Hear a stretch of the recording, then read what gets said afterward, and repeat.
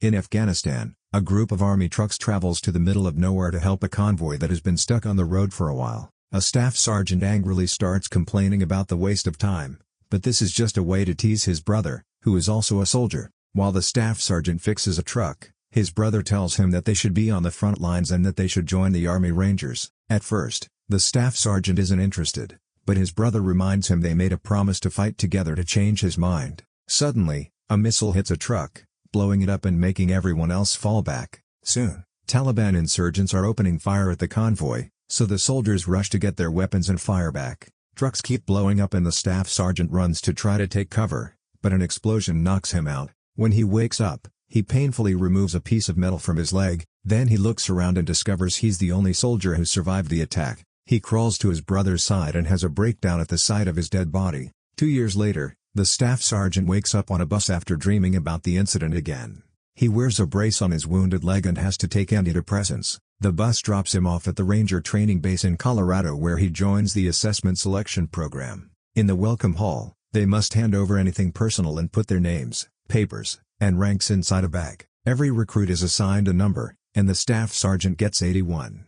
Because of his record, he could be assigned team leader, but he turns it down. Afterward, First Sergeant Torres gives them a speech about what to expect. Training will last 8 weeks, and it'll be extremely difficult to test their emotional, physical, and mental strength. If they make it to the final stage, they'll undertake a 24-hour simulated mission known as Death March, which is completed by crossing the finish line. That's the only way to be eligible to be a ranger. The training begins with the classic courses that test how fit and fast they are, although many rangers throw water at them to simulate rain. It's basic army exercises, but at the end of it, several soldiers are still kicked out for failing it. The second round is more exercise. This time, it includes working out at night in the rain and staying underwater for long periods of time. As days pass, more and more recruits are kicked out. After 4 weeks, training continues in the woods. The other soldiers chat and get to know each other, but 81 runs alone ahead of everyone.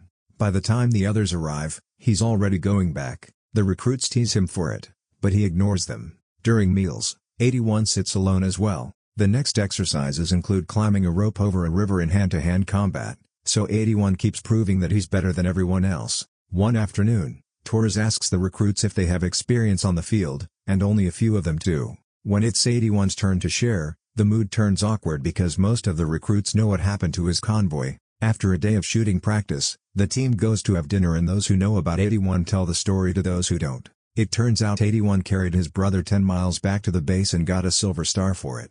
When they try to ask 81 about it, the recruits are scolded for gossiping and punished with more exercise. On the news, reporters talk about NASA detecting an asteroid that will pass near Earth soon. As days pass, the exercises get harder and more recruits are kicked out. 81 always waits until everyone is asleep to take his medicine.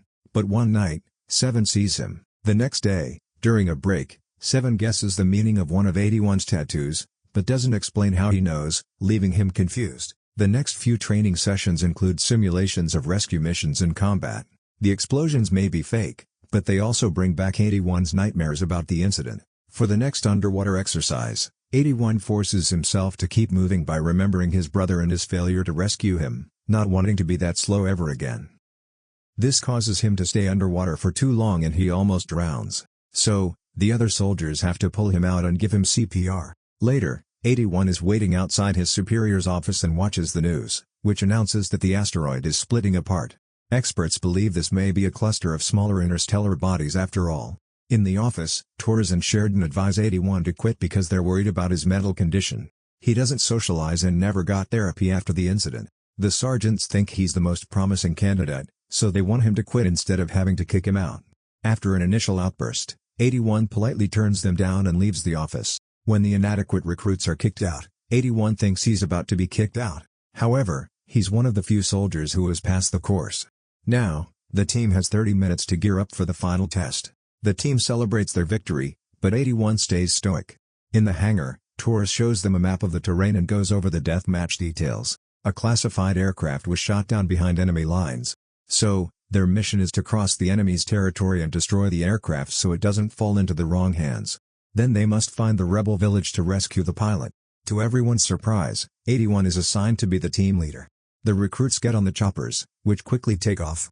They recognize most of the area because of their training, but there's a space they can't identify. A ranger tells them it's a private quarry and if they come across that they're way off course. Eventually, the team is dropped off and they immediately hide in the woods. 81 doesn't know how to give a speech, so 7 takes over and shares some inspiring words. The group travels the whole day and only stops at night to rest. While on guard duty, 7 tries to share something personal, but 81 doesn't want to hear it. Minutes later, something glowing lands nearby, causing the whole area to tremble. After the initial shock, the team theorizes that it was just artillery fire and they're being punished for resting. 81 decides it's time to keep moving. The next morning, the team sees an aircraft across the stream.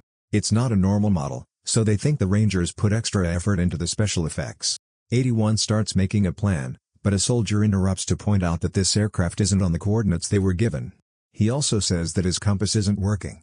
The others check their own compasses and discover they're malfunctioning, too. 111 then informs that he doesn't have a signal on the comms either. He only picks up a weird interference. Assuming this is all part of the test, the team splits to follow the plan. After a bunch of birds fly away in fear, 81 notices something glowing in the distance. He heads toward it while 3 soldiers begin setting up explosives on the ship.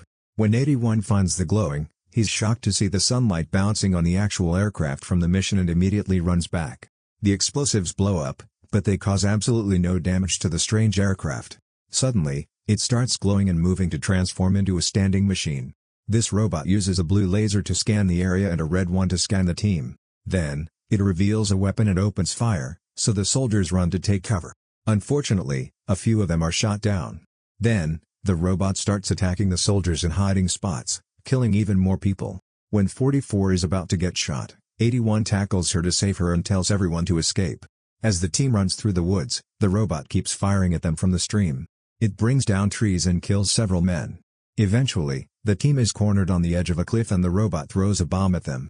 It explodes in front of them and throws them down the cliff, causing them to get severely hurt as they crash into trees or rocks. A man lands on top of a branch that pierces his chest while another one breaks his spine on a rock.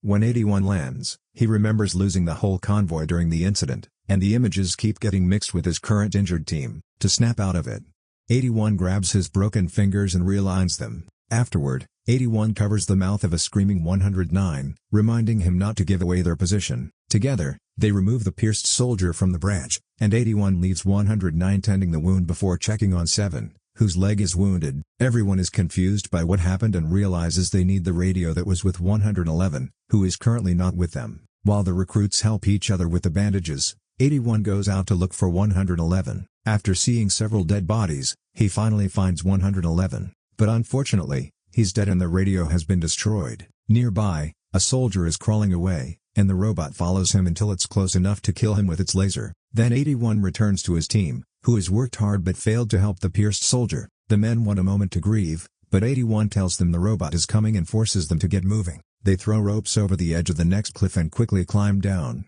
81 waits on the bottom while 7 is slowly lowered by the last soldier. At that moment, he sees his compass going crazy, which means the robot is near. Suddenly, the machine appears on top of the cliff and opens fire, causing 7 to crash on the ground and killing the other guy whose torn body falls nearby. The team sticks to the wall as much as possible while the robot scans the area. Unfortunately, the laser catches one of their legs, so the 6 remaining soldiers have to start running again. 7 is being carried and screams when he sees the incoming explosive shot by the robot. The team runs as fast as possible as the explosives go off around them, causing them to fall over and over. They never give up and keep on moving until they manage to leave the forest out of the robot's reach. On an open grassland, they finally stop to rest. The team discusses theories about what's happening while 81 tries to bandage 7's leg, but he freezes at the sight of the blood. 7 comforts him with gentle words, helping him snap out of it. Unfortunately, their medicine fell during the attack, so 81 has to adjust the bone without it, and 7 passes out because of the pain. Afterward, 81 tells the team he saw their real target and it wasn't the robot, so they've accidentally gotten involved in something they can control. Their best option is to reach the village. 15 thinks it's a bad idea to cross an open field and be exposed, but 81 points out that they have no other choice. After throwing out any non-essential baggage, they keep moving while carrying 7 on a stretcher. Eventually, they reach a river with heavy currents, so 81 announces they're installing a zipline. He ties a rope to his back and jumps into the freezing water, only for the currents to start pushing him. 44 loses sight of him for a few seconds, but 81 never stops swimming and after lots of effort, he reaches the other side. Once 81 has secured the line, 15 starts crossing it while pulling 7 along. The stretcher gets stuck on a knot, so 15 has to go back to fix it. In the struggle, one of the stretcher's knots opens and now it's only hanging from one side. 81 and 44 decide to climb from opposite sides to keep balance, and together they grab 15 to help him keep up the stretcher. Since everyone is distracted, they don't see the compass malfunctioning again. Soon, the robot appears and scans the area before opening fire, causing the whole team to fall into the water. The currents push everyone except for 81, whose leg is stuck on a rope. The robot steps into the water, too, and gets ready to shoot 81, who quickly cuts the rope with his knife to escape just in time. Whenever the robot shoots, 81 hides underwater to be safe. Nearby, 7 is floating away on the stretcher, so 81 swims toward him to catch him. The currents are still too strong, though, so they throw everyone down the waterfall. 81 makes sure to swim to grab 7 again, only to pass out. Minutes later, the team finds themselves on the shore. It turns out they were saved by 60, who explains he was blown into the rapids during the first robot attack. He thought everyone was dead, so he traveled until he saw the survivors coming down the waterfall. After seeing another body in the water, 81 announces it's time to keep moving. After hours of walking through the hills and the forest, 81 stops the team when he finds a trap. It's a rope on the trees connected to a flare, which means it was set up by their sergeants as part of the original mission. They dodge it and keep walking until they finally reach the village only to discover it's been destroyed by the robot. The antenna is broken, explaining why comms don't work. 81 tracks the direction of the destruction and looks up the mountain where he notices dark smoke. The team realizes that the robot came with a fragmented asteroid and therefore it's alien technology. At that moment, they hear a voice, so they move some debris and find a sergeant whose whole body is burned. He only gives them one last look before he dies. There's a tank nearby, so 81 wants to fix it and leave quickly. 15 says they need a minute and complains about 81's lack of feelings, causing 81 to snap. He grabs 15's by his clothes and explains that after the incident, he didn't make it back to the base. He woke up in a hospital and his brother was already in a box on a plane. Doctors told him that he passed out 100 yards from the perimeter, so his brother died because 81 couldn't last a little longer. He thinks the medal only signifies the worst day in his life. 81 understands everyone's feelings, but this isn't about them anymore. They need to return to the base to warn the world about the alien threat. At first, 15 can only stare at how everyone is inspired by 81's words and rush to help. The tank still won't start, so 15 decides to finally jump in and uses his mechanic knowledge to get the tank going. The guys use a rope to pull the tank out of the debris, and the shaking opens a compartment with some food that 44 immediately shares. At that moment, a flare appears in the sky, and the team realizes that the robot must have stepped on the trap. Everyone rushes to get in the tank, except for 15, who goes back to grab some ammo. The robot appears and opens fire at him, killing him right after he throws the ammo into the tank. 44 drives the tank through the forest while the guys use the ammo to open fire, but it seems human weapons don't cause any damage to it. The robot's attacks keep hitting the tank, so 44 forces the vehicle to go as fast as possible. When part of the tank catches on fire, the team immediately puts it out with an extinguisher, but clearly the armor can't last much longer. To the team's surprise, the robot suddenly stops following them, but that's because it's shooting more explosives. The bombs explode around the tank and throw everyone around, causing them to hit their heads on the walls. Yet 44 never stops striving.